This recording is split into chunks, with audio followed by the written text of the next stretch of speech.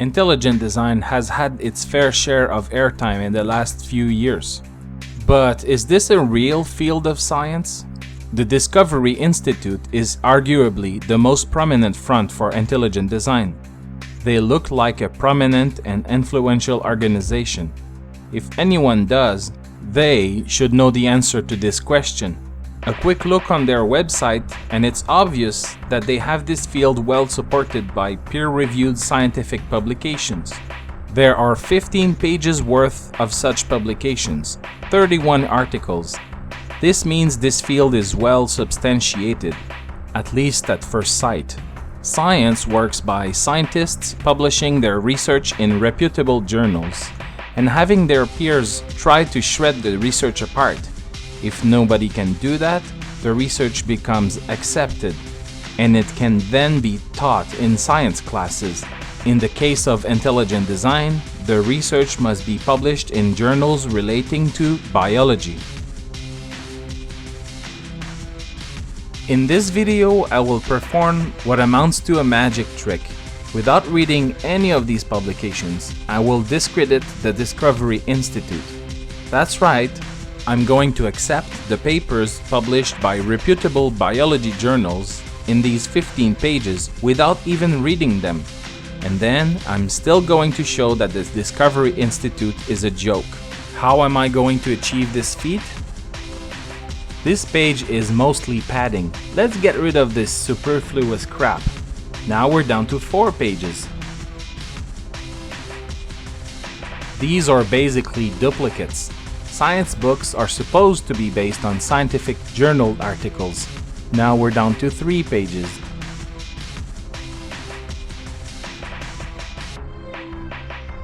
There are a number of papers in philosophy, even math. Now we're down to 2 pages.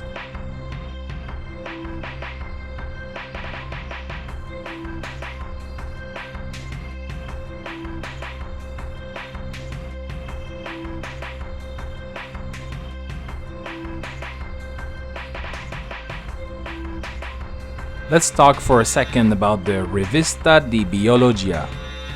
This magazine is a joke.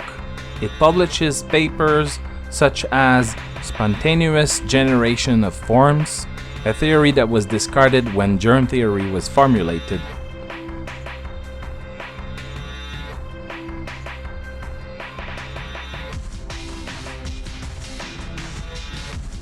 Also some series of imaginary dialogues and monologues between Charles Darwin, his contemporaries, and his memorial.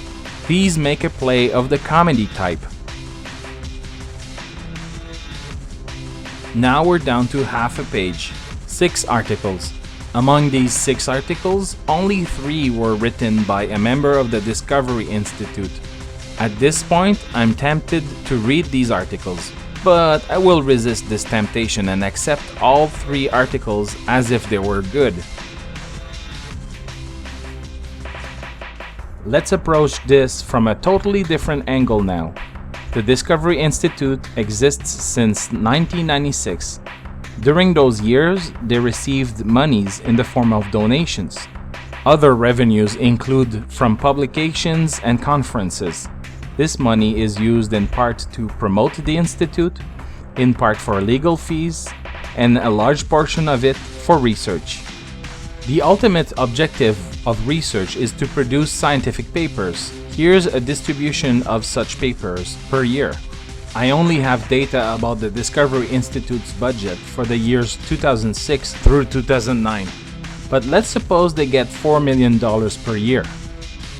That's right, $60 million to produce 3 papers. What's going on here? The truth is the Discovery Institute spends only a tiny part of its budget to do research in biology. The rest of the money goes towards other endeavors.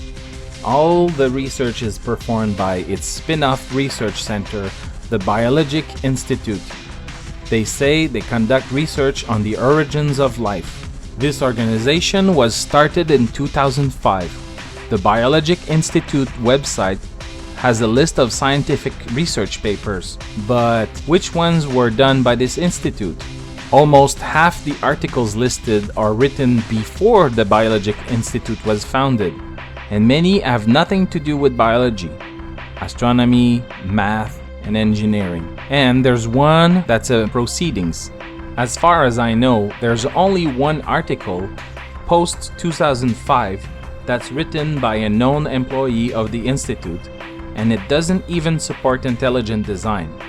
Moreover, those pre-2005 studies that do support intelligent design are already shown in the Discovery Institute's big list. So whatever research they do, it sounds like it has nothing to do with intelligent design. The budget for this organization is as follows. I have the budget data for the years 2007 through 2009. But let's suppose it's about $300,000 a year for the other years. That's about $2.1 million, with very little to show for it. Note that the Biologic Institute also published some articles in their own scientific magazine named Biocomplexity, but I'm not counting those because this magazine is a joke. The managing editor, Doug Axe, writes most of the articles. Let's now look at another organization. The Biology, Geology, and Environment Science Department of the Cleveland State University has an average budget of about $2.2 million a year. This is half the budget of the Discovery Institute, not all of which is going to the biology office. And don't forget, this is a university. A big chunk of this budget is spent on education too. From 2004 to 2009, the biology department of the Cleveland State University managed to produce 88 scientific papers with a budget of $13.5 million. And here I'm not counting the proceedings, the geology, or environmental studies, only biology studies.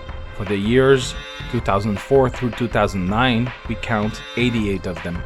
So when we compare the performance of the two institutes, the Discovery Institute's performance is totally inadequate. If I were one of the benefactors of the Discovery Institute, this would sound a very loud alarm.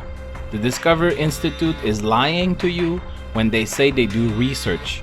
I suspect the vast majority of its budget is not spent on research. But it gets worse. If they're not doing much research in biology, what are they spending their money on? A quick look at their tax forms show that the four biggest projects they're working on are development of a balanced, seamless, and expanded transportation system between Washington, Oregon, and British Columbia through public-private partnerships and innovative financing. Production and public service reports, legislative testimony, articles, public conferences and debates, plus media coverage and the Institute's own publication in the field of science and culture.